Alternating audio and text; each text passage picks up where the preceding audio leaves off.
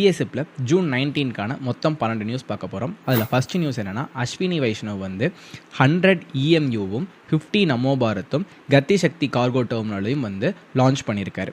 Second வந்து international big cat அலைன்ஸில் பூபேந்திர யாதவ் பிரசிடெண்ட்டாக அப்பாயிண்ட் ஆகியிருக்காரு.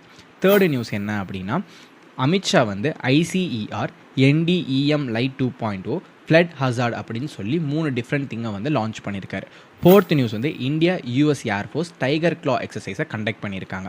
ஃபிஃப்த் நியூஸ் என்ன அப்படின்னா, மினிஸ்ட்ரி ஆஃப் அக்ரிகல்ச்சர் சேர்ந்து ஏஐ பவர்ட் ஸ்கீம்னு கிராப்பிகா அப்படின்னு 825 க்ரோஸ் பட்ஜெட்டில் வந்து இன்ட்ரடியூஸ் பண்ணியிருக்காங்க. சிக்ஸ்த் நியூஸ் என்ன அப்படின்னா, தேர்ட் எலக்ட்ரானிக் மேனுஃபேக்சரிங் கிளஸ்டரை தமிழ்நாட்டில் ஆரம்பிக்கலான்னு சொல்லி அப்ரூவ் பண்ணியிருக்காங்க. செவன்த் நியூஸ் என்ன அப்படின்னா, யுனைடெட் நேஷன் ஓஷன் கான்ஃபரன்ஸில் சாவ் போர்ட்டல் அப்படின்னு ஒரு போர்ட்டலை இந்தியா லான்ச் பண்ணியிருக்காங்க. எய்த் நியூஸ் என்ன அப்படின்னா, இஐயு லைவபிலிட்டி இண்டெக்ஸில் டென்மார்க்கை சேர்ந்த கோஆப்ரிகாம்ன்ற சிட்டி தான் ஃபஸ்ட்டு பிளேஸில் இருந்திருக்கு. நைன்த் நியூஸ் என்ன அப்படின்னா, யுஎன்ஜிஏ வந்து 4th டிசம்பரை international day against unilateral coercive மெஷருக்காக டிக்ளேர் பண்ணியிருக்காங்க.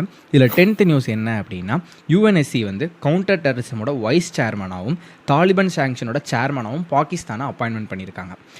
அதே மாதிரி டிஇயோட உமன் செக்ரட்டரியாக வந்து அனுராதா அப்பாயிண்ட் ஆகியிருக்காங்க.